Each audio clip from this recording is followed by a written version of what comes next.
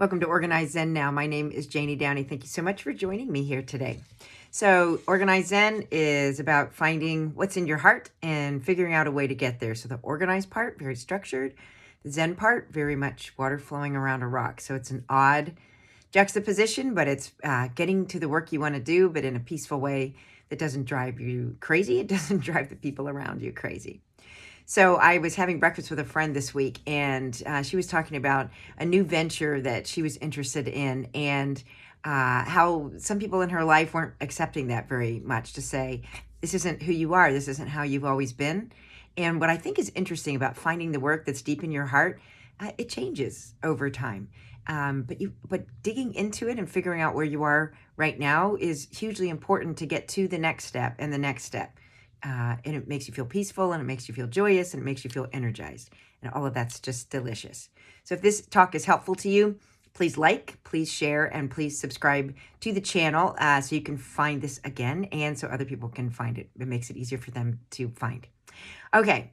So in talking to this friend, it also occurred to me that even though I start with this each time, I don't want to minimize that and say, oh, just find what's in your heart. So I feel like a lot of people are looking for a quick fix when it comes to that. What should I be doing? What's my purpose in life? So it's, can I just take a test? Please just let me fill this out, and then you just tell me what I should be doing. But you have to stop and you have to think. I was out running this morning, and I passed a guy, and his t-shirt said, I'm thinking. And I love that. I'm going to have to make a t-shirt like that. I'm thinking, like, give me a pause here. Let me think about this.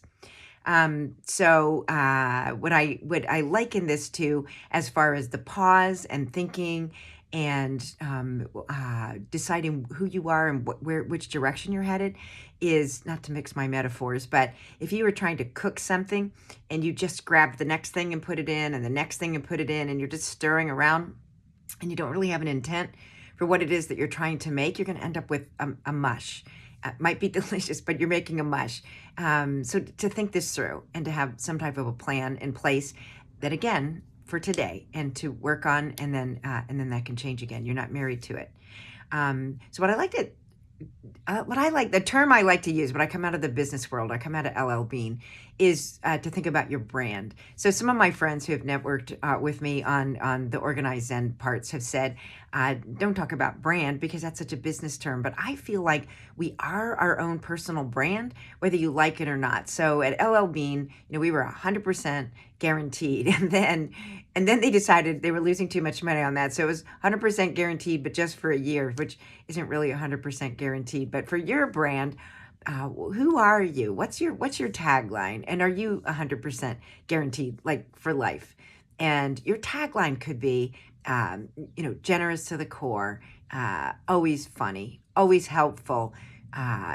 They're in a pinch. This is the neighbor you rely on. What's your brand? So if you can think for a moment about, if you just have a tagline, and we get to the action part, you can think about this more as well. And then I'll tell you a funny story with this as far as changing. So I'd always been kind of just sort of run on the outsides of the pack. And I went to college, and I went to a very preppy college.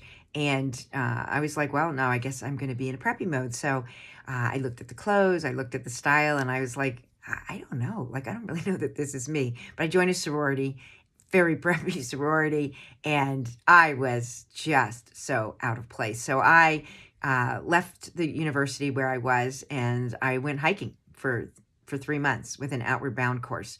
So I knew I wasn't a preppy. That helped me define, this is definitely not my crowd.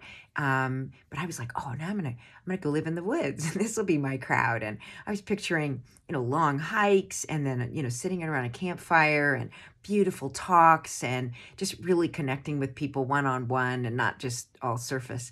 And so what happened is I went from this, Izod shirts and all front preppy to the woods. But it turned out the people in the woods were all about the people in the woods. So they all had Patagonia jackets. They just had a different kind of a uniform. And after 3 months of living in the woods, I decided that I also was not, I wasn't that crunchy person either, but it was fun because both situations were somewhat disturbing, to be like, oh my gosh, am I in this crowd? And at the same time to go, if I'm not that, then who am I and what am I and how do I want to present myself and what type of a life do I want to live? Where do I want to live? How do I want to live it? And those, when you hit a dead end, sometimes, like I say, when you hit a wall, you have to make a turn. And for branding, for me, that was a huge shift for me to brand out of that. So then another thought with this, and we can do this again within the action part of this, is to, after you've thought this through, like, who am I? What's my brand today? To look around you and think, am I representing that well? Am I dressing that way? Am I living that way? Am I walking the walk of who I feel like I am inside? Because when you're in alignment with your inside and your outside, you just feel better. There's not a lot of edges that are rubbing against each other. So those are already sort of two action ideas. And as you know, I like to close with an action because it seals an idea in your head. And again, we're talking about spending some time and thinking. So for the action part of this, think that through. What's a brand for you? And then just think. Sometimes I think better with a piece of paper in front of me. Am I representing that? But then the fun action piece that I would suggest out of this, coloring got very big during the COVID epidemic. And I'm not a big colorer, but I like to just draw. So whether you like to color or draw, here's what I think is cool about it. It's just another way to be meditative and a way to think. So for drawing or writing, so again, you can always just work with a lined pad, but I like to suggest that you have one place that you put all your cool ideas. Here's the notebook where I put these things, so I know where they are. That's a Zen piece to it. And I, again, have been working in a big art notebook. So in a big art notebook or on your pad of paper, title it brand, and then think about outside, which is what we're really talking about with like Patagonia jackets or preppy shirts. What do you look like on the outside? Including, I'm a vegetarian, I have messy hair, how I dress. That's sort of the outside. If I was a package, this is what I would look like. But then also just brainstorm out a list on that. How do I appear? Like, what's my brand look like?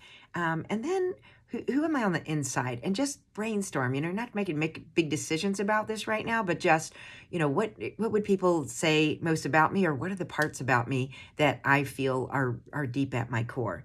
And I just ended up with 5. And then I ended up with sort of an in-between list of sort of how I work in the world. So think about that as well. You're just trying to dig into your soul and say, who am I? And mostly this is just to get a lot of words out onto the paper. But then what I think is cool on the coloring side, and again, this gets back to I'm thinking, is to come up with a shape that reflects what this is on your paper, and then add some color to it. And you don't have to get fancy with this. Again, I just have a bunch of markers on my desk. But what shape represents, look at your list. So what I found in doing this exercise was that the shape I chose had nothing to do with what I'm showing on the outside. I'm not showing, what I look like or what my package looks like. I'm showing how I feel inside, and that's a shape. And then I added color to it. So for me, I have energy and creativity, but I also love to network with a lot of people. So that turned into all these dotted lines, and then I'm organized. So for me, that ended up being this grounding. And I'm not a huge green fan, but for some reason green seemed to work for that. And then I have some pretty heavy borders though. So I got a lot going on in my heart that I know. I tell you more maybe than I tell people that I know and I see on a daily basis. I'm actually pretty shy when it comes to revealing who I am inside on a one-to-one basis. But I love the exercise to say, take some time to think, take some time to draw. Don't expect other people to solve your questions for you. Don't think it's as an easy way to this. This is a trick in life. And then as far as changing, so this friend was saying, it was hard for people around her as she's changing who she is and how she presents herself. Also be very aware of how you are with other people in your life. So if there's somebody that you've always been around and they're the party person, or they're the quiet person, or they're the person that you turn to, to help you fix a household issue, if they decide to change, be accepting of that as well, because you want people to accept you as you shift through your life and make different priorities. And it's a beautiful thing when we can say to somebody, "Oh my gosh, I never thought of you that way. That's really cool. It looks like you're really changing some stuff up." Okay, I hope that helps. And if it does, please like, please share, and please subscribe. And I hope you will come back and see me again. Thank you so much for stopping by. Bye.